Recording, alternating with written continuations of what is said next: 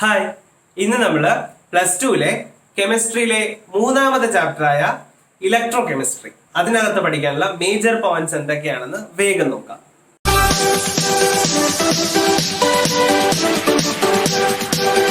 Electro കെമിസ്ട്രിയിൽ ആദ്യം തന്നെ പഠിക്കാനുള്ളത് ഗാൽവാനിക് സെല്ലുകളെ കുറിച്ചിട്ടാണ്. ഗാൽവാനിക് സെല്ലിലെ ഏറ്റവും ബെസ്റ്റ് എക്സാമ്പിൾ ആണ് Daniel cell. So Daniel cell എല്ലാവർക്കും അറിയായിരിക്കും. ഡാനിയൽ സെല്ലിനകത്ത്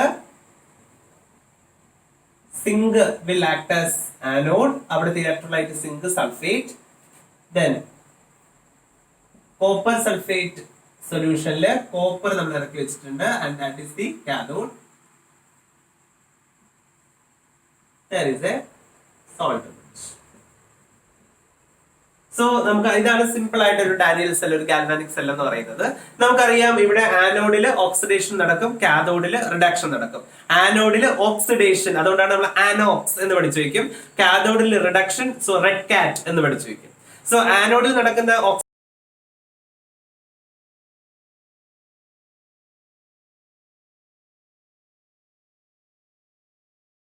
സോ ഇതാണ് ഒരു ഡാനിയൽ സെല്ലിന്റെ ഇക്വേഷൻ എന്ന് പറയുന്നത്.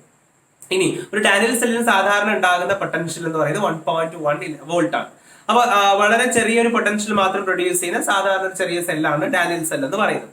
നമ്മൾ ഒരു സെല്ലിന്റെ പൊട്ടൻഷ്യൽ കാണാനായിട്ട് ജനറലി നമ്മൾ ഉപയോഗിക്കുന്ന ഫോർമുല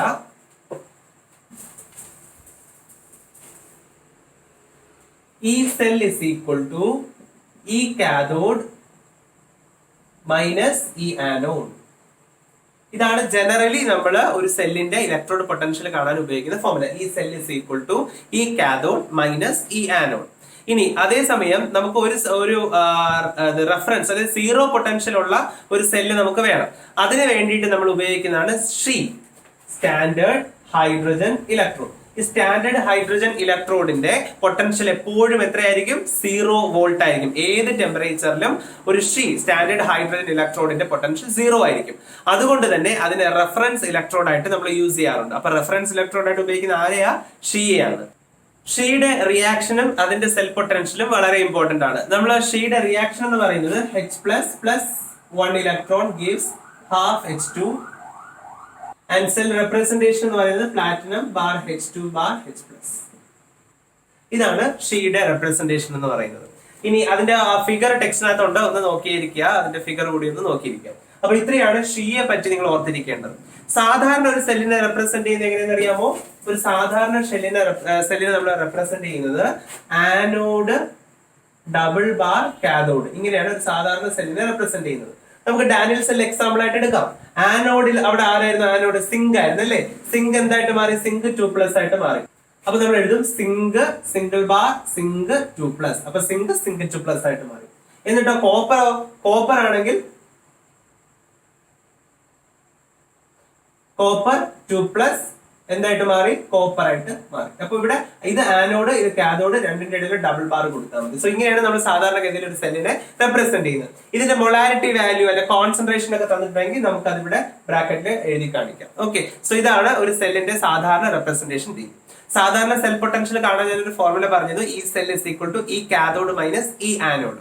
അത് സ്റ്റാൻഡേർഡ് കണ്ടീഷനിൽ മാത്രമേ നമുക്ക് ആ ഫോർമുല ഉപയോഗിക്കാൻ പറ്റൂ. നമ്മളല്ലേ ചെയ്യുന്നത്? സ്റ്റാൻഡേർഡ് ആയിരിക്കോ? ഇല്ല, മിക്കവാറും സ്റ്റാൻഡേർഡ് ഒക്കെ മാറാൻ ചാൻസ് ഉണ്ട്. അത്തരം ഒരു കേസിൽ ഈ സെല്ല് കാണാൻ ഒരു ഇക്വേഷൻ ഉണ്ട്. ആ ഇക്വേഷനാണ് എന്തെന്ന് വിളിക്കുന്നത്? നെർസ്റ്റ് ഇക്വേഷൻ എന്ന് വിളിക്കുന്നത്. സോ നെർസ്റ്റ് ഇക്വേഷൻ വഴി എങ്ങനെയാണ് നമ്മൾ ഈ സെല്ല് കണ്ടുപിടിക്കുന്നത്? ഫോർമുല നോക്കാം.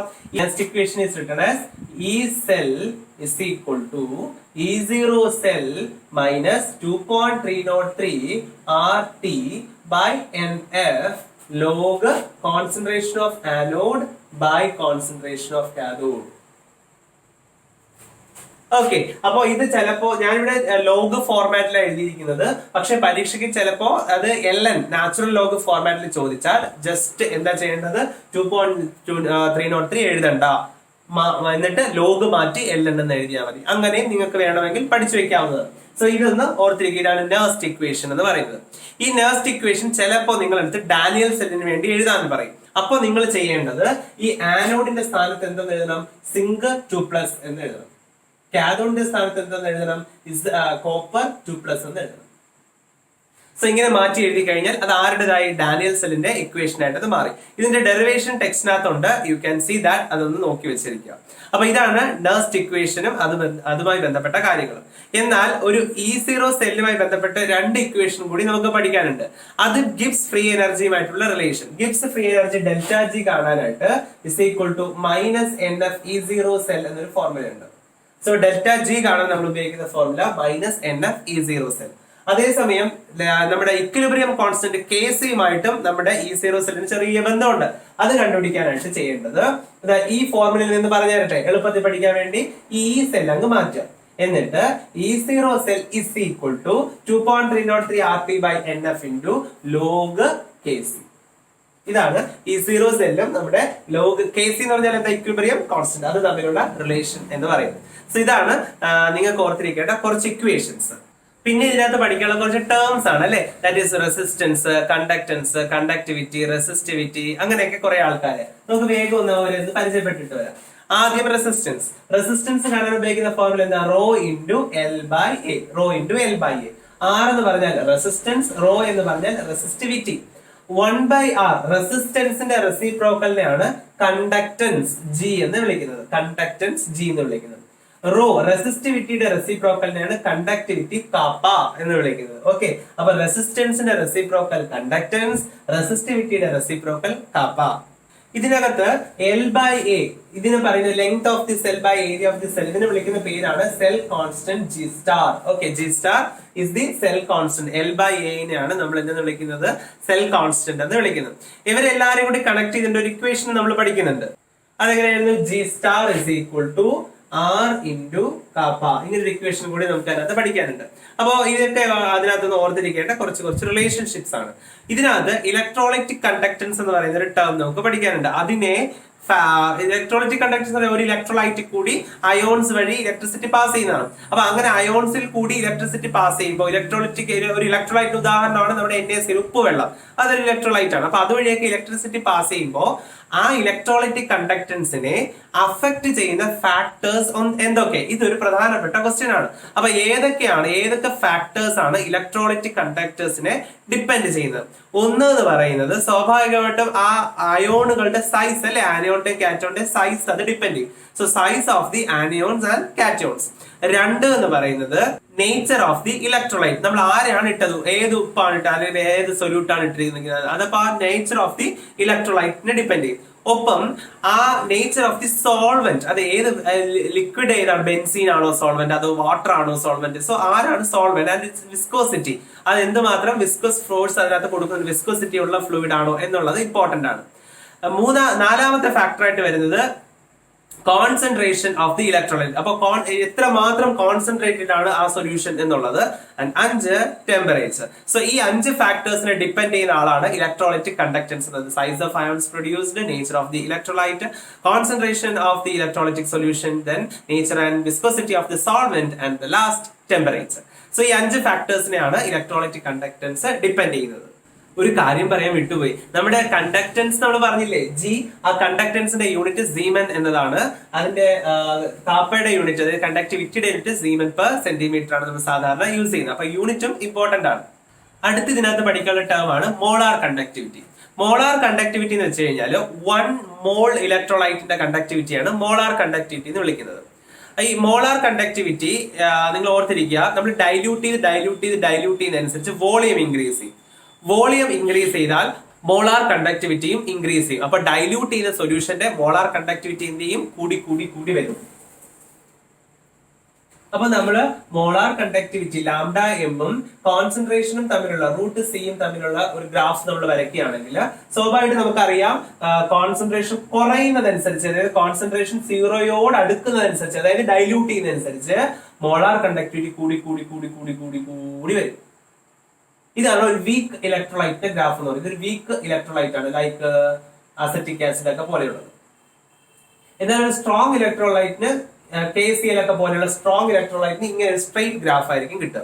അപ്പോ വീക്ക് ഇലക്ട്രോലൈറ്റിനെ സംബന്ധിച്ച് അത് ഈ രീതിയിൽ കൂടി പോകും. അപ്പൊ 0 കോൺസെൻട്രേഷൻ ആകുമ്പോൾ നമ്മുടെ ലാംഡ മോളാർ കണ്ടക്ടിവിറ്റി എവിടെ ചെന്ന് നിൽക്കും, അതങ്ങ് ഹൈറ്റിലേക്ക് പോകും അല്ലെ, നമ്മൾ അതിനെ ഇൻഫിനിറ്റി എന്ന് വിളിക്കും.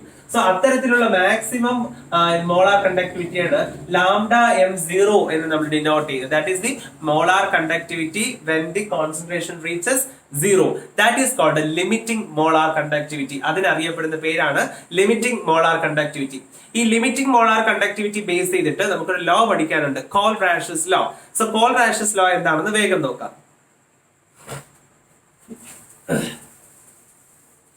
Suppose there is an electrolyte, that is NaCl എന്ന് പറയുന്ന ഒരു ഇലക്ട്രോലൈറ്റ്. ആ NaCl എന്ന ഇലക്ട്രോലൈറ്റ് എന്തൊക്കെയായിട്ട് മാറും? Na+ഉം Cl- ആയിട്ട് മാറും.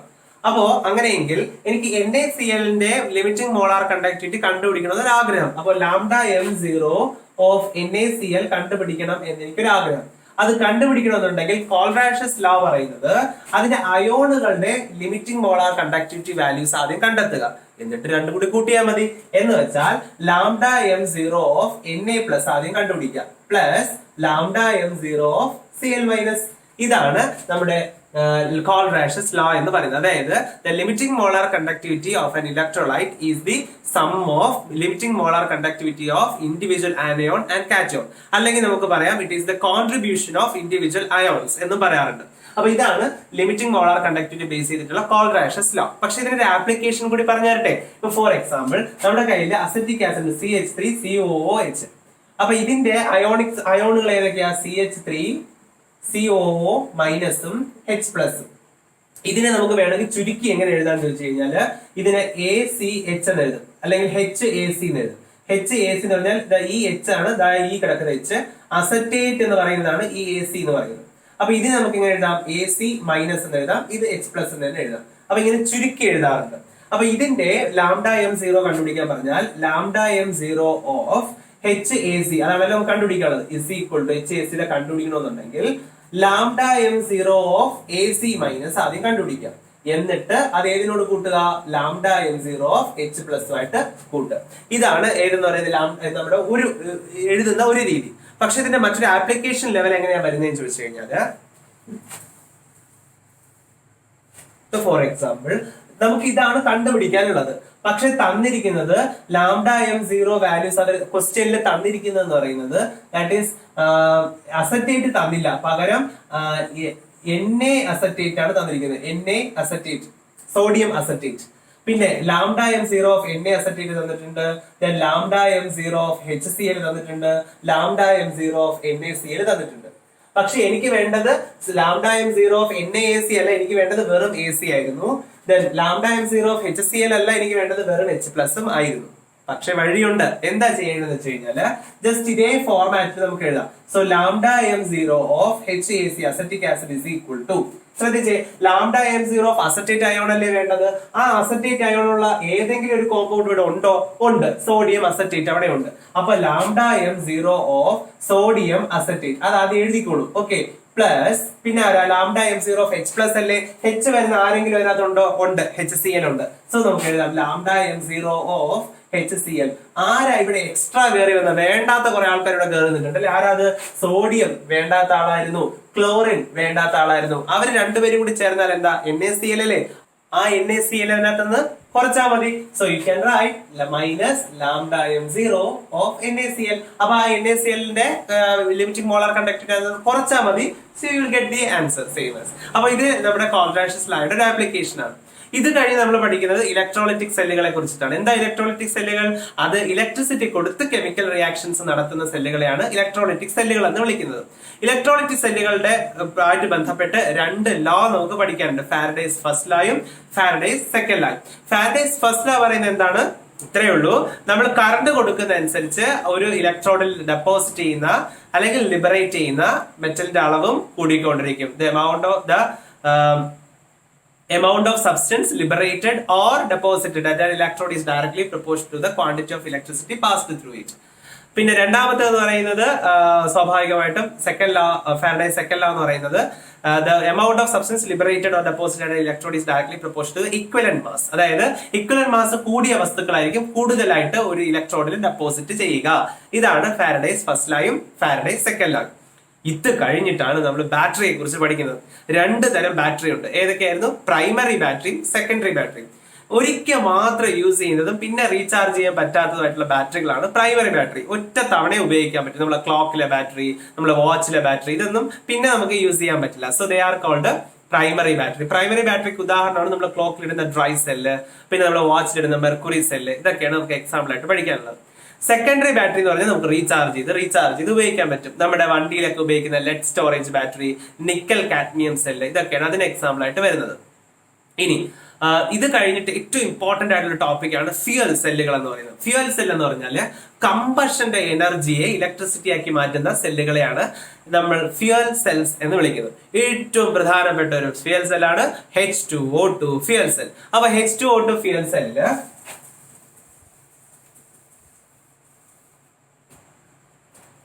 ഫിഗർ ടെക്സ്റ്റിലുണ്ട്, എന്നാലും ഒരു കാർട്ടൂൺ ഫിഗർ ഞാൻ ജസ്റ്റ് ഒന്ന് വരയ്ക്കാം. സോ ഒരു സൈഡിൽ നിന്ന് നമ്മുടെ ഹൈഡ്രജനും ഒരു സൈഡിൽ നിന്ന് ഓക്സിജനും പമ്പ് ചെയ്യുമ്പോൾ അവസാനം H2O ആയിട്ട് മാറുകയും ഇവിടെ പോറസ് ആയിട്ടുള്ള കാറ്റലിസ്റ്റുകൾ പ്ലേസ് ചെയ്തിട്ടുണ്ട്. സോ അങ്ങനെ നടക്കുന്ന ഒരു റിയാക്ഷൻ ആണ് H2O2 ഫ്യൂവൽ സെൽ എന്ന് പറയുന്നത്. ഇവിടുത്തെ കാഥോഡ് റിയാക്ഷൻ എന്ന് പറയുന്നത് O2 plus 2H2O plus 4 electron gives 4 OH minus. ഇവിടുത്തെ ആനോഡ് റിയാക്ഷൻ, ഇത് കാഥോഡിലാണ്. ആനോഡ് റിയാക്ഷൻ എന്ന് പറയുന്നത് that is 4 OH minus plus H2 gives 4 H2O plus 4 electron. Okay, then ഇതിനെ ഓവറോൾ റിയാക്ഷൻ ആക്കുമ്പോൾ it's very simple. H2 plus O2 gives half H2. So this is the overall reaction. So it is very important one, that is H2O2 fuel cell എന്ന് പറയുന്നത്. ഇതിന്റെ ഏറ്റവും വലിയ പ്രത്യേകത എന്ന് പറയുന്നത് 70% എഫിഷ്യൻസി ഉള്ള ഒരു ഫ്യൂവൽ സെൽ ആണ്. ഒപ്പം ഇതിന്റെ ബൈ പ്രോഡക്റ്റ് എന്താ? വാട്ടർ ആണ്. അതുകൊണ്ടാണ് അപ്പോളോ സ്പേസ് പ്രോഗ്രാമിലൊക്കെ നമ്മളിത് യൂസ് ചെയ്തിട്ടുണ്ടായിരുന്നു. പിന്നെ ഈ ചാപ്റ്ററിന്റെ ഏറ്റവും അവസാനം പഠിക്കുന്നതാണ് കൊറോഷൻ എന്ന് പറയുന്ന topic. Purely electro chemical reaction ആണ് കൊറോഷൻ. കൊറോഷൻ തടയാൻ വേണ്ടിയിട്ട് നമ്മൾ സാധാരണഗതിയിൽ പെയിന്റ് ചെയ്ത് സൂക്ഷിക്കാറുണ്ട്, പിന്നെ അതിനെ ഗാൽവനൈസ് ചെയ്യാറുണ്ട്, ഇനേർട്ട് മെറ്റൽസ് വെച്ച് കോട്ട് ചെയ്യാറുണ്ട്, അല്ലെങ്കിൽ മോർ റിയാക്റ്റീവ് ആയിട്ടുള്ള മെറ്റൽസ് വെച്ച് കോട്ട് ചെയ്യാറുണ്ട്. നമ്മൾ സാക്രിഫിഷ്യൽ മെത്തേഡ് എന്ന് തന്നെ വിളിക്കും. സോ ഇതൊക്കെയാണ് നമ്മുടെ കൊറോഷനുമായി ബന്ധപ്പെട്ട് ഓർത്തിരിക്കേണ്ടത്. സോ ഇത്രയൊക്കെയാണ് ഈ ചാപ്റ്ററിൽ പഠിക്കാനുള്ള മേജർ പോയിന്റ്സ് എന്ന് പറയുന്നത്. ഇനി നമുക്ക് ഈ ചാപ്റ്ററിൽ നിന്ന് ചോദിച്ചിട്ടുള്ള പ്രീവിയസ് ക്വസ്റ്റ്യൻസ് എന്തൊക്കെയാണെന്ന് വേഗം ഡിസ്കസ് ചെയ്യാം. First question, for the cell reaction 2Fe3 plus 2I minus gives 2Fe2 plus I2.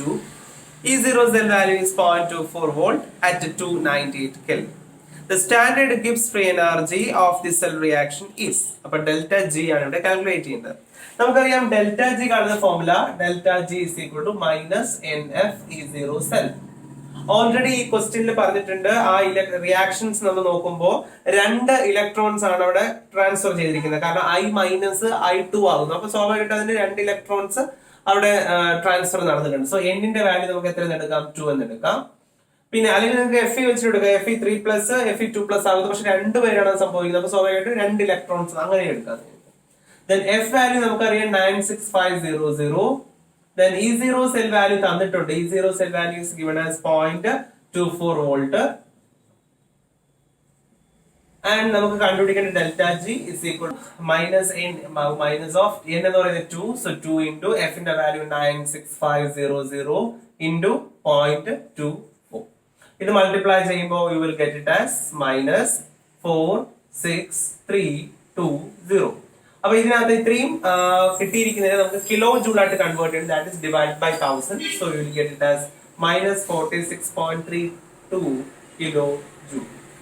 So ഇങ്ങനെ ഒരു ഓപ്ഷൻ അവിടെ ഉണ്ടോ നോക്കുക.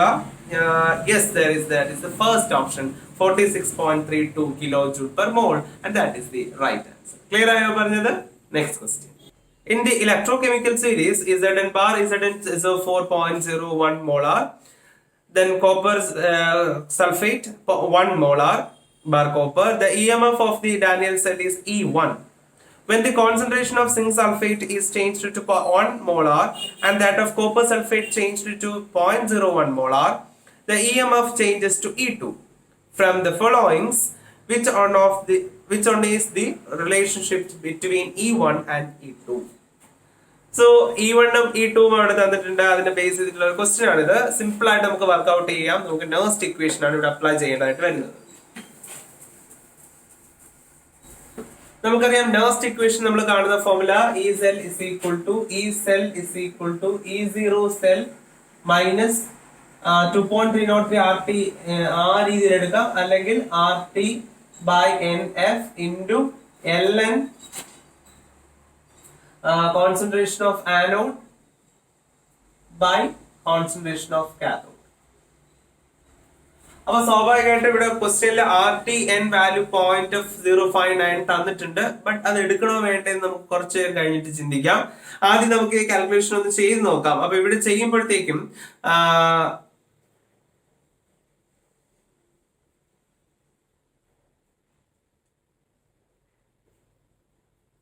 ആദ്യത്തെ കേസിൽ കോൺസെൻട്രേഷൻ തന്നിരിക്കുന്നത് 0.01 അല്ലെ, ഇസഡ് അതായത് ആനോഡിന്റെ കോൺസെൻട്രേഷൻ, ആനോഡ് എന്ന് പറയുന്നത് ഇസഡ് ആണല്ലോ, അതിന്റെ കോൺസെൻട്രേഷൻ തന്നിരിക്കുന്നത് 0.01 മോളാർ, 0.01 മോളാർ. അല്ലെങ്കിൽ നമുക്ക് അതിന് എങ്ങനെ എഴുതാം, 10⁻², എല്ലാം ഒന്നാണല്ലോ. കാഥോഡ് കോപ്പർ സൾഫേറ്റിന്റെ കോൺസെൻട്രേഷൻ അവിടെ തന്നിരിക്കുന്നത് 1 മോളാർ, ദാറ്റ് ഈസ് 1. സോ നമുക്ക് ഇവിടെ E0 സെൽ വാല്യൂ തന്നിട്ടുണ്ടോ? അവിടെ E0 സെൽ വാല്യൂ തന്നിട്ടില്ല, ഇല്ല. So this is the E1 ഫസ്റ്റത്തത്, ദിസ് ഈസ് ദി E1. ഇനി നമുക്ക് E2 ന്റെ കേസിലേക്ക് വരുമ്പോൾ E2 ന്റെ കേസിൽ it is E0 cell minus R T by N F into N എന്ന് പറയുന്നത് ഓൾറെഡി 2 ആണ്, L N. Then what is the concentration zinc? ഇപ്പോഴത്തെ കോൺസെൻട്രേഷൻ ഓഫ് സിങ്ക് എത്രയാ? 1 ബൈ ദെൻ that is 0.01 ആണ് ഇപ്പൊ കാഥോഡ് അല്ലെ. അപ്പൊ 0.01 എന്ന് പറഞ്ഞാൽ 10⁻⁻. ഇവിടെ വരുന്നത് 0.01 which can be also written as 10⁻². അപ്പൊ സ്വാഭാവികമായിട്ട് എന്ത് സംഭവിക്കും? നമുക്ക് ആലോചിക്കുമ്പോ അറിയാം, എൻ വാല്യൂ എടുക്കുമ്പോ സ്വാഭാവികമായിട്ടും ഇത് -2 ആയിരിക്കും ഇവിടെ ലോഗ് വാല്യൂ വരുന്നത്. അപ്പൊ മൈനസ് ഇൻറ്റു മൈനസ് പ്ലസ് ആകും. So the answer will be A plus answer. പക്ഷെ ഇവിടെ വരുമ്പോഴത്തേക്കും 10⁻²- മുകളിൽ വരും, അത് 10⁻² ആകും. 10⁻²ന്റെ എൻ എടുക്കുമ്പോൾ അത് പോസിറ്റീവ് വാല്യൂ ആയിരിക്കും. സോ ഈ മൈനസ് അങ്ങനെ തന്നെ നിലനിൽക്കും. സ്വാഭാവികമായിട്ടും അങ്ങനെ വരുമ്പോൾ E2 value will be a lesser one and E1 value plus ചെയ്ത് കിട്ടുന്ന value will be a larger value. കാരണം ഇത് മൈനസ് ആയി, നമുക്കറിയാം ലോഗ് 10⁻² ഈസ് -2. സോ മൈനസ്, ഇവിടെ ഒരു minus answer, minus into minus is plus. അപ്പൊ E0 cell plus this value എന്നാണ്. അപ്പൊ അതൊരു വലിയ വാല്യൂ ആയിരിക്കും. സോ ഇതിൽ നമുക്ക് മനസ്സിലാക്കാം E1 is greater than E2. അങ്ങനെ ഒരു ഓപ്ഷൻ അവിടെ ഉണ്ടോ എന്ന് നോക്കിയേ. E1 is greater than E2, that is the second option, that is the right answer. Clear ആയോ നിങ്ങൾക്ക്? നമുക്ക് ജസ്റ്റ് നമുക്ക് തിങ്ക് ചെയ്ത് തന്നെ നമുക്ക് എഴുതാവുന്നതേ ഉള്ളൂ, അതിനകത്ത് കാൽക്കുലേഷൻസിന്റെ ഒന്നും ആവശ്യമില്ല. Next question. The molar conductivity of a 0.5 molar decimeter cube solution of AgNO3 with electrolytic conductivity of 5.76 into 10⁻³ Siemens per centimeter at 298 Kelvin is. അപ്പൊ ഇവിടെ മോളാർ കണ്ടക്ടിവിറ്റി കണ്ടുപിടിക്കാനാണ്. നമുക്കറിയാം മോളാർ കണ്ടക്ടിവിറ്റി കാണാനായിട്ട് നമ്മൾക്ക് 2-3 ഫോർമുലകളുണ്ട്. അതിൽ ഒരു ഇമ്പോർട്ടന്റ് ഫോർമുലയാണ് ലാംഡ m is equal to kappa into 1000 by molar or molarity. ഇവിടെ കാപ്പ അതായത് കണ്ടക്ടിവിറ്റി, ഇലക്ട്രോളിറ്റിക് കണ്ടക്ടിവിറ്റി തന്നിട്ടുണ്ട് 5.76 into 10⁻³ into 1000 divided by molarity. ഇവിടെ തന്നിട്ട് കോൺസെൻട്രേഷൻ എന്ന് പറയുന്നത് 0.5 മോളാർ. പക്ഷെ 0.5 ഡെസിമോളാർ ആണ്. അത് കുഴപ്പമില്ല, കാരണം നമ്മൾ ആൻസർ സെന്റിമീറ്ററിൽ കിട്ടിയാൽ മതിയല്ലോ. So it is 0.5. സോ ചെയ്യുമ്പോഴത്തേക്കും സ്വാഭാവികമായിട്ടും ഇത് ഹാഫ് ആണ്. സോ ഹാഫ് 1/2 2 മോളിലേക്ക് കയറും. സോ 5 ഇത് ഏകദേശം 11.4 സംതിങ് അതിനോട് അടുപ്പിച്ച് നിൽക്കും. ഇൻറ്റു 10 ഇതെല്ലാം ക്യാൻസൽ ആയി പോകും. സോ ഈ ഒരു റേഞ്ച്, അതായത് 11.4 ആ ഒരു റേഞ്ചിൽ നിൽക്കുന്ന ഏതെങ്കിലും ഒരു ആൻസർ ഉണ്ടോ എന്ന് നോക്കുക. Yes, there is 11.52. ഞാൻ അറൗണ്ട് ആണ് ചെയ്തത്. 11.52 നിങ്ങൾ മൾട്ടിപ്ലൈ നോക്കിയാൽ മതി. So you will get it as 11.52. So that is the answer. Clear ആയോ പറഞ്ഞത്? സോ പെട്ടെന്ന് ചെയ്തെടുക്കാൻ വേണ്ടിയിട്ടാണ് ഞാൻ റൗണ്ട് ചെയ്തത്. നിങ്ങൾ കാൽക്കുലേറ്റ് ചെയ്ത് നോക്കാം. അങ്ങനെയെങ്കിൽ next question. If the E0 cell for a given reaction has a negative value, which of the following gives the correct relationship for the value of delta G0 and equilibrium constant K equilibrium? അപ്പൊ ഇവിടെ ചോദിച്ചിരിക്കുന്ന E0 സെല്ലിന്റെ value negative ആണെന്ന് പറഞ്ഞിട്ടുണ്ട്. അപ്പൊ നമുക്ക് delta G value E0 സെല്ലും തമ്മിലുള്ള റിലേഷൻ ഉണ്ട്. അതെന്തായിരുന്നു? Delta G is equal to -NF E0 cell. ഇതിൽ ഓൾറെഡി പറഞ്ഞിരിക്കുന്നു ഇതിന്റെ വാല്യൂ നെഗറ്റീവ് ആണ്. അപ്പൊ നെഗറ്റീവ് ഇൻറ്റു നെഗറ്റീവ് എന്തായിരിക്കും? അപ്പൊ ഡെൽറ്റ ജി എന്ന് പറയുന്നത് it will be A positive value. അപ്പൊ അതിന്റെ കാര്യത്തിൽ ഒരു തീരുമാനമായി. ഡെൽറ്റ ജി എന്ന് പറയുന്നത് പോസിറ്റീവ് ആണ്. ഇനി അടുത്ത വേറൊരു കാര്യം, അപ്പൊ ഡെൽറ്റ ജി പോസിറ്റീവ് ആണെങ്കിൽ നമുക്ക് എഴുതാം delta G is greater than 0. So first relationship ആയി. ഇനി നമുക്ക് ഇക്വിലിബ്രിയം കോൺസ്റ്റന്റ് ആണ് ഇവിടെ വേണ്ടത്. സോ ഇക്വിലിബ്രിയം കോൺസ്റ്റന്റ് എന്ന് പറയുന്നത് കെ ബി. അപ്പൊ അതും ഡെൽറ്റ ജിയും തമ്മിലുള്ള റിലേഷൻ എന്താ? Delta G is equal to -2.303 R T log K. ഇവിടെ ഇക്വിലിബ്രിയം കോൺസ്റ്റന്റ് ആയതുകൊണ്ട് നമ്മൾ കെ സി എന്ന് നമുക്ക് കൊടുക്കാം. നമുക്ക് ക്വസ്റ്റ്യനിൽ കെ ഇക്വിലിബ്രിയം തന്നിട്ടുണ്ട്. So you can write K equilibrium. ഒരു കുഴപ്പമില്ല. അപ്പൊ ഇവിടെ പറഞ്ഞിരിക്കുന്നത് നമുക്കറിയാം ഇതൊരു പോസിറ്റീവ് വാല്യൂ ആണെന്ന് നമുക്കറിയാം. ഇത് പോസിറ്റീവ് വാല്യൂ ആണ് കിട്ടണം എന്നുണ്ടെങ്കിൽ ഇത് ഓൾറെഡി മൈനസ് ഇവിടെ ഉണ്ട്. സോ ഇവിടെ ഒരു മൈനസ് സൈൻ വന്നാലല്ലേ ഈ മൈനസും കൂടി ചേരുമ്പോഴല്ലേ ഇത് പോസിറ്റീവ് എന്ന് കിട്ടത്തുള്ളൂ. സോ അതുകൊണ്ട് തന്നെ നമുക്ക് ഒരു കാര്യം ഉറപ്പിക്കാം, K equilibrium is a negative value ആണല്ലോ. ഇത് നെഗറ്റീവ് വാല്യൂ എന്ന് പറഞ്ഞു കഴിഞ്ഞാൽ നമുക്ക് ഇങ്ങനെ എഴുതിക്കൂടെ, K equilibrium is less than 0. കാരണം നെഗറ്റീവ് ആകണമെങ്കിൽ 0 ഒക്കെ ആയിട്ട് താഴെ വരണ്ടേ. അപ്പൊ നമുക്ക് രണ്ട് റിലേഷൻഷിപ്പും കിട്ടി. ഒന്ന് delta G is greater than 0, രണ്ട് K equilibrium is less than 0. So അങ്ങനെ വരുന്ന ഏതെങ്കിലും ഒരു ഓപ്ഷൻ അവിടെ ഉണ്ടോ നോക്കിയേ. ഉണ്ടല്ലോ, മൂന്നാമത്തെ option delta G is greater than 0 and K equilibrium is less than 1. Less than 1 means less than 0 തന്നെയാണത്. ക്ലിയർ ആയോ പറഞ്ഞത്? സോ ഇതാണ് അതിന്റെ ആൻസർ. തേർഡ് ഓപ്ഷൻ ആണ് ഇവിടെ ആൻസർ ആയിട്ട് വരിക. അങ്ങനെയെങ്കിൽ ഈ ചാപ്റ്ററിൽ നിന്നുള്ള ഏകദേശം പ്രീവിയസ് ക്വസ്റ്റ്യൻസ് നമ്മൾ വർക്ക്ഔട്ട് ചെയ്തിട്ടുണ്ട്. ഐ മീൻ 2016, 17, 18, 19 ക്വസ്റ്റ്യൻസ് ആണ് നമ്മൾ വർക്ക്ഔട്ട് ചെയ്തത്.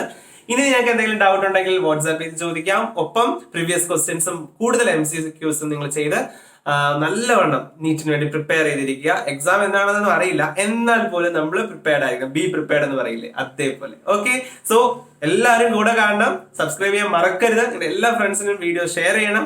നിങ്ങളോടൊപ്പം നിങ്ങളുടെ പഠനത്തിന് എന്നും സഹായമായിട്ട് ഞാനും കൂടെ കാണും.